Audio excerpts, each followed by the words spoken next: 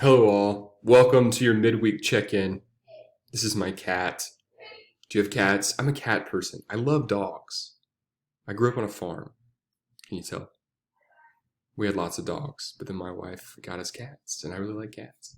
Okay, that's neither here nor there. So very quickly, we're going to run down just a couple of things to help you out with your work this week. And the first thing I want to do, instead of giving you clear examples of great writing from assignments from this week, what I want to do is refer you back to the midweek check-ins for week 2 as well as week 1 if you need to see examples of good writing. But something I want to focus on a little bit more so is concrete versus abstract writing. So if you look at the notes and comments that I've been giving you in a lot of your writing, I'll say something like, be specific here, or give me a concrete example. And I think there might be a little bit of confusion when I'm talking about here. So I posted a link right here, and I'll show you the website. So here it is, concrete and abstract, general and specific. So words that name the ideas and qualities of things are abstract. What they refer to cannot be perceived through the 5 senses, okay? Now, what I'm looking for more so in your examples in that evidence portion of your body paragraph, if you remember, we have 3 parts, topic sentence, evidence, and analysis. In that evidence portion, I'm looking for concrete examples as opposed to abstract ideas. So these concrete words, they're going to be sensory. They're going to refer to things that touch on those ideas through the senses, okay?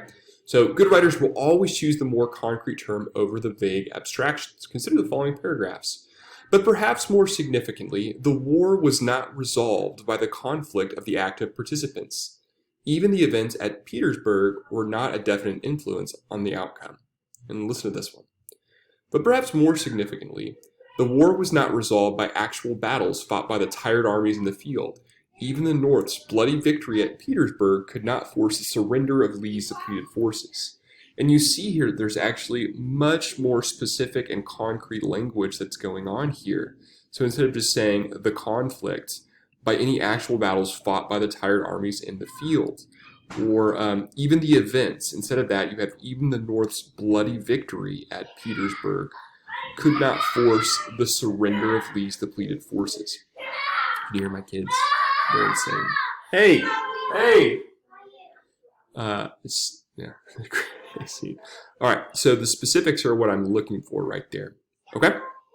So instead of saying something like, everything looked inviting, consider being more concrete by saying the homemade potato salad and the apple pie looked inviting. That's much more specific than saying everything. Instead of he wore unusual clothes, you could say something like, he wore a red gypsy shirt with blue denim overalls topped by a paisley turban. So you can see more and more that we're being specific with things like brands, visuals, smells, taste.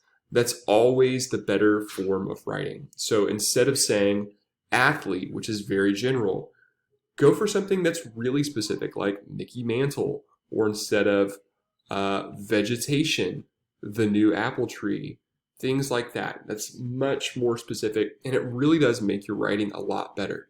So if you keep getting those comments over and over that you need to be more specific, look over this document and it should help you out a lot.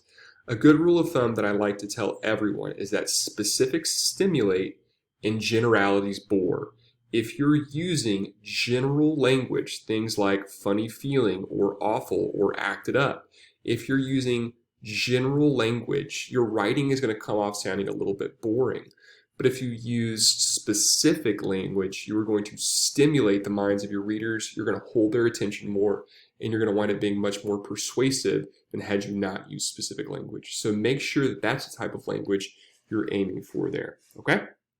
So another thing I want to remind you to do is make sure that you're working on your project. So I'm sending this video out to 2 different classes. So if you are in my 1302 course, make sure that you are watching those films. You're going to choose one that you're possibly going to write your final essay on. If you are in my literature class, make sure that you're making progress on your book.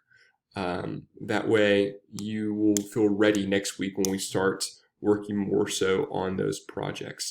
Remember that everything is due by 11:59 p.m. on Sunday, and you'll be doing just fine. Now, for the most part, y'all have done really, really well with that. That hasn't been a problem at all. So the other thing I'm going to include right here is a poem by Claudia Rankine called Weather. If you wind up clicking on that, it'll bring you to the page. And I would read the poem for you myself.